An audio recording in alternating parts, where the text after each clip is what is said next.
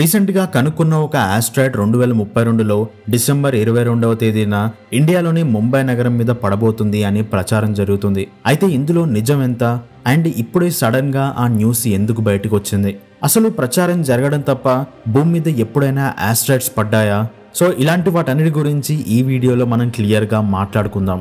ముందుగా ఆస్ట్రాయిడ్స్ మన భూమి మీద పడతాయా అంటే ఖచ్చితంగా పడతాయి. అంటే 6.5 కోట్ల సంవత్సరాల క్రితం పడ్డ ఆస్ట్రాయిడ్ గురించి కాదు, రీసెంట్ గా 2013లో కూడా ఒక ఆస్ట్రాయిడ్ మన భూమి మీద రష్యాలోకి ఎంటర్ అయింది. ఒక ఫైర్ బాల్ లాగా భూమి వాతావరణంలోకి ఎంటర్ అయ్యి కిందికి టచ్ అవ్వకుండానే కాలిపోయింది. అది మన అదృష్టం, ఎందుకంటే ఆ ఆస్ట్రాయిడ్ కేవలం 18 మీటర్ల డయామీటర్ ఉంది, కానీ 10,000 టన్నుల బరువు ఉంది. అంత పెద్ద ఆస్ట్రాయిడ్ భూమి మీద పడితే అక్కడ దొరికింది ఒక చిన్న ముక్క మాత్రమే. ఒకవేళ అది కొంచెం పెద్దగా ఉంటే ఈరోజు మనం ఇంత ప్రశాంతంగా యూట్యూబ్ చూస్తూ ఉండేవాళ్ళం కాదు. 10,000 టన్నుల బరువు ఉన్న ఒక చిన్న ఆస్ట్రాయిడ్ మన భూమి మీద పడేంత వరకు ఎవరు కూడా అది పడుతుంది అని చెప్పలేకపోయారు, దాన్ని ఊహించలేకపోయారు. అండ్ ఇప్పుడు రీసెంట్ గా కనుక్కున్న ఆస్ట్రాయిడ్ గురించి మాట్లాడుకుంటే ఈ ఆస్ట్రాయిడ్ ని 2024 డిసెంబర్లో కనుక్కున్నారు. దీని పేరు 2024 YR4. ప్రెసెంట్ ఈ ఆస్ట్రాయిడ్ గురించి ప్రచారం జరగడానికి కారణం నాసా దీని గురించి ఫిబ్రవరి 19వ తేదీన ఒక అనౌన్స్మెంట్ చేసింది. అదేంటంటే ఈ ఆస్ట్రాయిడ్ 2032లో డిసెంబర్ 22వ తేదీన భూమి మీద పడడానికి 3.1% ఛాన్స్ ఉంది అని నాసా పోస్ట్ చేసింది. అయితే ఇప్పటివరకు ఏ ఆస్ట్రాయిడ్ కి కూడా ఇంత పర్సంటేజ్ లో భూమి మీద పడడానికి ఛాన్స్ ఉంది అని నాసా చెప్పలేదు. ఫస్ట్ టైం ఒక ఆస్ట్రాయిడ్ కి మన భూమి మీద పడడానికి ఇంత పర్సంటేజ్ ఇచ్చింది. అయితే మన దగ్గర ఉన్న లా ఆఫ్ మోషన్ లాంటి సూత్రాలతో ఏదైనా ఒక ఆబ్జెక్ట్ భూమి మీద పడబోతుందా లేదా అనేది ఎగ్జాక్ట్ గా చెప్పొచ్చు. కాకపోతే అంతరిక్షంలో ఒక ఆస్ట్రాయిడ్ ని గుర్తించడం చాలా కష్టం, ఎందుకంటే స్పేస్ మొత్తం బ్లాక్ గా ఉంటుంది. కాబట్టి ఆస్ట్రాయిడ్స్ అన్నీ కూడా అందులో కలిసిపోతాయి, వాటిని డిటెక్ట్ చేయడం చాలా కష్టం.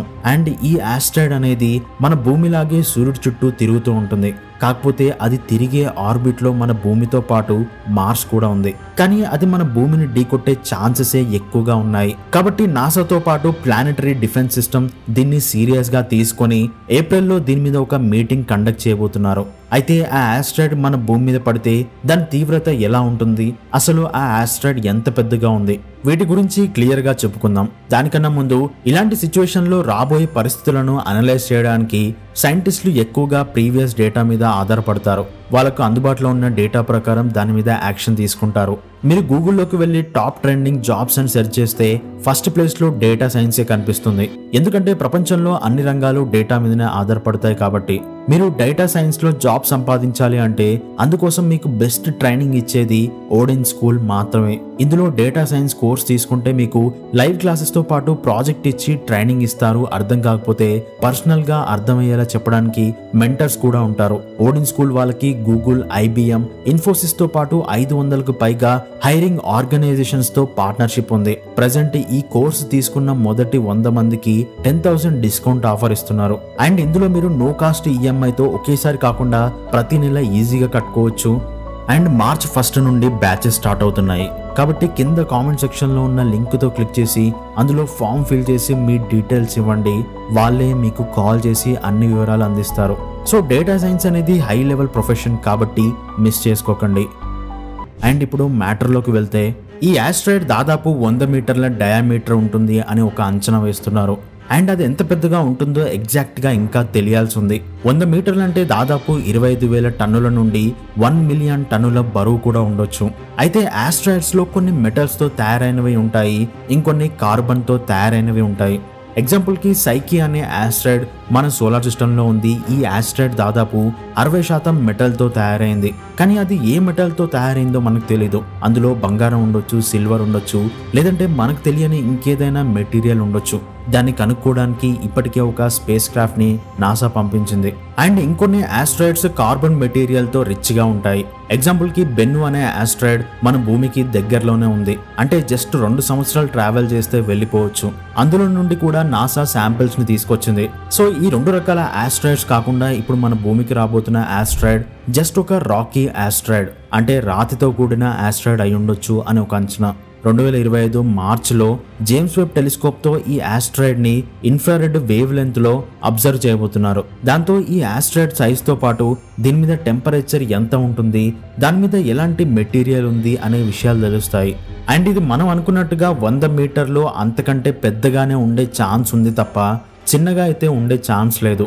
అయితే అంత పెద్ద ఆస్ట్రాయిడ్ మన భూమి మీద పడితే దాని ఇంపాక్ట్ ఎలా ఉంటుంది? భూమి మొత్తం నాశనం అయిపోతుందా? ఒకప్పుడు డైనోసార్లు అంతమైనట్టు మానవ నాగరికత కూడా అంతమైపోతుందా అంటే కాకపోవచ్చు. ఆస్ట్రాయిడ్ ఉన్న సైజును బట్టి అది ఒకవేళ భూమి మీద పడితే దాదాపు 1.5 కిలోమీటర్ల వెడల్పుతో భారీ లోయ ఏర్పడుతుంది. ఒకవేళ ఆ ఆస్ట్రాయిడ్ మన భూమి మీద ఏదైనా ఎడారి ప్రాంతంలో కానీ నీటి మీద పడితే దానివల్ల మనుషులకు పెద్దగా ప్రమాదం ఉండదు. కానీ అది ఒక సిటీ మీద పడితే మాత్రం ఆ సిటీ పూర్తిగా నాశనం అయిపోతుంది. అందుకే దీనికి సిటీ కిల్లర్ అని కూడా పేరు పెట్టారు. ఒకవేళ అది భూమి మీద ఏదైనా సిటీ మీద పడితే దాదాపు 8 నుండి 10 మెగా టన్నుల ఎనర్జీ రిలీజ్ అవుతుంది. ఆ ఎనర్జీ ఎంత పవర్ఫుల్ అంటే దానివల్ల దాదాపు 8 నుండి 10 కిలోమీటర్ల రేడియస్ వరకు విస్ఫోటనం జరుగుతుంది. దాని తర్వాత కూడా 1000 కిలోమీటర్ల వరకు దాని ప్రభావం కనిపిస్తుంది. కాకపోతే దీనివల్ల మానవ నాగరికత పూర్తిగా అంతమయ్యే ఛాన్స్ అయితే లేదు. కానీ ఒక సిటీని కానీ ఒక చిన్న దేశాన్ని కానీ మనం కోల్పోయే ఛాన్స్ ఉంది. అయితే ఈ ఆస్ట్రాయిడ్ మన భూమి మీద ఎక్కడ పడుతుంది అనే భయం అందరికీ ఉంది. ముందుగా ఇది ప్రయాణించే దారిలో దాదాపు సముద్రాలు, ఎడారులే ఎక్కువగా ఉన్నాయి. అండ్ దానికి ఆపోజిట్గా కొన్ని మేజర్ సిటీలు కూడా ఉన్నాయి. ఇది సౌత్ అమెరికా నుండి ఆఫ్రికా మీదుగా మన ఇండియా మీదకి ప్రవేశించి బంగ్లాదేశ్లో ఎండ్ అవుతుంది. అంటే ఈ ప్రదేశాల్లో ఎక్కడైనా అది పడవచ్చు. ఈ లైన్లో కొన్ని మేజర్ సిటీలు కూడా ఉన్నాయి.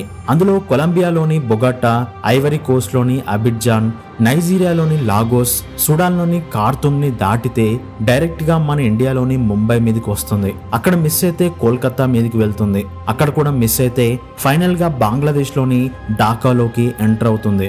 సో ఇన్ని ప్లేసెస్లో ఏదో ఒక దగ్గర పడే ఛాన్సెస్ ఉన్నాయి అని నాసా అనౌన్స్ చేసింది. కాబట్టి కొంచెం సీరియస్గా తీసుకోవాల్సిందే.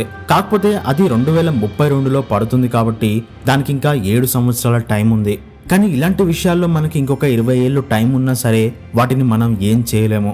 ఎందుకంటే అవి ప్రకృతి విపత్తులు. వాటితో పాటు మనం విధ్వంసాన్ని ఎదుర్కోవాల్సిందే తప్ప వాటిని ఎదిరించే సత్తా మనుషులకు లేదు. కానీ మన భూమిని కాపాడుకునే బాధ్యత మన మీద ఖచ్చితంగా ఉంటుంది. అండ్ ప్రపంచ దేశాల ప్రభుత్వాలకు తప్పకుండా ఉంటుంది. అందుకే భూమిని కాపాడుకోవడానికి మనకు ప్లానెటరీ డిఫెన్స్ సిస్టమ్ అనే ఒక సంస్థ ఉంది. దాంతోపాటు centre for near earth object studies అనే ఇంకొక సంస్థ కూడా ఉంది. దీని పని ఏంటంటే భూమి మీద ఉన్న అన్ని టెలిస్కోప్లతో ఆకాశం మీద 24 గంటలు నిఘా పెట్టి ఎక్కడైనా ఒక ఆస్ట్రాయిడ్ మన భూమికి వచ్చే ఛాన్స్ ఉందా లేదా అని నిరంతరం గమనిస్తూనే ఉంటుంది. ప్లానెటరీ డిఫెన్స్ సిస్టంలో భాగంగా రీసెంట్గా అంటే 2022లో నాసా ఒక ప్రయోగం చేసింది. అదేంటంటే భూమి మీదకి దూసుకొచ్చే ఆస్ట్రాయిడ్ మీద ఒక బ్లాస్ట్ చేసి దాని ఆర్బిట్ ని తప్పించాలి, భూమి మీద పడకుండా చేయాలి. అండ్ నాసా దాన్ని సక్సెస్ఫుల్ గా చేసి చూపించింది కూడా. కానీ అదే టెక్నాలజీ ఇప్పుడు నాసా ఈ ఆస్ట్రాయిడ్ ని ఆపడానికి ఉపయోగిస్తుందా లేదా అనేది చూడాలి. ఎందుకంటే ఈ ఆస్ట్రాయిడ్ ని కనుక్కున్నప్పుడు అది మన భూమి మీద పడడానికి కేవలం 0.28% ఛాన్స్ మాత్రమే ఉండేది. ఆ తర్వాత అంటే ఫిబ్రవరి 18th రోజున చేసిన అబ్జర్వేషన్ లో ఆ ఛాన్సెస్ అనేవి 3.1% కి పెరిగిపోయాయి. ఆ తర్వాత వెంటనే ఫిబ్రవరి 19th రోజున ఆ ఛాన్సెస్ అనేవి మళ్ళీ 1.5% కి పడిపోయాయి. అంటే రాబోయే 7 సంవత్సరాలలో ఈ ఛాన్సెస్ అనేవి 100% కి పెరగొచ్చు, లేదంటే 0కి కూడా వెళ్ళొచ్చు. దాన్ని మనం ఎగ్జాక్ట్ గా చెప్పలేం. అండ్ అది మన భూమికి దగ్గరగా వచ్చే కొద్దీ మనం ఈ మిషన్ ని ప్రయోగించే ఛాన్సెస్ తగ్గుతూ వస్తాయి. ఎందుకంటే భూమికి దగ్గరలో దాని మీద బ్లాస్ట్ చేస్తే అది ఇంకా ప్రమాదకరంగా మారొచ్చు. ఒక్కోసారి ఆస్ట్రాయిడ్ పడుతుంది అని ఫిక్స్ అయినప్పుడు ఆ ఆస్ట్రాయిడ్ మన నుండి దూరంగా వెళ్ళిపోతుంది. ఇంకోసారి అసలు మన దగ్గరికి వచ్చే ఛాన్సే లేదు అన్నప్పుడు ఆ ఆస్ట్రాయిడ్ మన భూమి మీద నుండే వెళ్తుంది. సరిగ్గా అలాంటి సంఘటన 1908లో సైబీరియాలో జరిగింది. ఒక ఆస్ట్రాయిడ్ సైబీరియా మీదుగా వెళ్తూ బ్లాస్ట్ అయింది. దానివల్ల చాలా వరకు బిల్డింగ్స్ కూలిపోయాయి అండ్ చాలా మంది గాయపడ్డారు. దాని తర్వాత 2004లో అపోఫిస్ అనే ఆస్ట్రాయిడ్ భూమిని ఖచ్చితంగా ఢీ కొడుతుంది అని అందరూ ప్రిడిక్ట్ చేశారు. కానీ అది దూరంగా వెళ్ళిపోయింది. సో ఆస్ట్రాయిడ్లు అనేవి మనకున్న టెక్నాలజీని ప్రతిసారి ఛాలెంజ్ చేస్తూనే ఉన్నాయి. దానికి కారణం ఏంటంటే ఒక ఆస్ట్రాయిడ్ అది ప్రయాణించే మార్గాన్ని పసిగట్టాలి అంటే దానికోసం ఆ ఆస్ట్రాయిడ్ని చాలా కాలం నుండి ట్రాక్ చేస్తూ రావాలి. అప్పుడే దాని మార్గాన్ని మనం అంచనా వేయగలం. కానీ ఇప్పుడు కనుక్కున్న ఈ ఆస్ట్రాయిడ్ కేవలం 2 నెలల క్రితమే వెలుగులోకి వచ్చింది. ఇంట్రెస్టింగ్ విషయం ఏంటంటే ఇది మన భూమిలాగే సూర్యుడి చుట్టూ ఆర్బిట్ చేస్తుంది. అయినా కూడా ఇప్పటి వరకు మనం దీన్ని కనుక్కోలేకపోయాం. అంటే ఆస్ట్రాయిడ్స్ అనేవి ఇంత పెద్ద విశ్వంతో పోలిస్తే అవి ఎంత చిన్నవో అర్థం చేసుకోవచ్చు. అయినా సరే వాటికి మన భూమిని అంతం చేసే శక్తి ఉంటుంది. అయితే అది మన భూమి మీద పడుతుందా లేదా అని ఖచ్చితంగా చెప్పలేకపోవడానికి ఇంకొక కారణం ఏంటంటే, ఈ ఆస్ట్రాయిడ్ అనేది సూర్యుడి చుట్టూ ఆర్బిట్ చేస్తుంది కాబట్టి సూర్యుడికి దగ్గరగా వెళ్ళినప్పుడు ఒకవైపు టెంపరేచర్ పెరుగుతుంది, ఇంకోవైపు తగ్గుతుంది. అంటే టెంపరేచర్ పెరిగిన ప్రతిసారి అందులో ఉండే మంచుగడ్డలు కరిగిపోయి దాని మాస్ ని కోల్పోతుంది. కాబట్టి దాని ఆర్బిట్ అనేది వెంటనే మారిపోతూ ఉంటుంది. అందుకే వీటి మార్గాన్ని ప్రిడిక్ట్ చేయడం అనేది నాసాకి కూడా కష్టంగా మారిపోతుంది. ఇంకొక ఇంట్రెస్టింగ్ విషయం ఏంటంటే, అది మన భూమిని మిస్ అయితే నెక్స్ట్ మన చంద్రుడి మీద పడడానికి 1% ఛాన్స్ ఉంది అని నాసా చెప్తుంది. సో ఎటుపోయినా ఇంకో 7 ఏళ్లలో మనం ఒక ఆస్ట్రాయిడ్ ఇంపాక్ట్ని అయితే చూడబోతున్నాం అని చెప్పుకోవచ్చు. సో దీని గురించి మీరేమనుకుంటున్నారు అనేది కింద కామెంట్ చేయండి. అలాగే వీడియో రీచ్ కోసం ఈ వీడియోని మన సబ్స్క్రైబర్స్ అందరూ తప్పకుండా లైక్ చేయండి. అలాగే కొన్ని స్పెషల్ వీడియోలు, స్పేస్ డాక్యుమెంటరీలు చూడాలి అనుకునే వాళ్ళు కింద ఇచ్చిన లింక్తో మన ఛానల్లో జాయిన్ అయ్యి ఆ వీడియోస్ని చూడడానికి ట్రై చేయండి. ఒక్కసారి జాయిన్ అయ్యి చూడండి, మీకే అర్థమవుతుంది ఆ వీడియోస్ మీ లైఫ్లో ఎంత వాల్యూని యాడ్ చేస్తాయో మీకే తెలుస్తుంది. అండ్ వీడియోని ఇంతవరకు చూసినందుకు థ్యాంక్స్ ఫర్ వాచింగ్.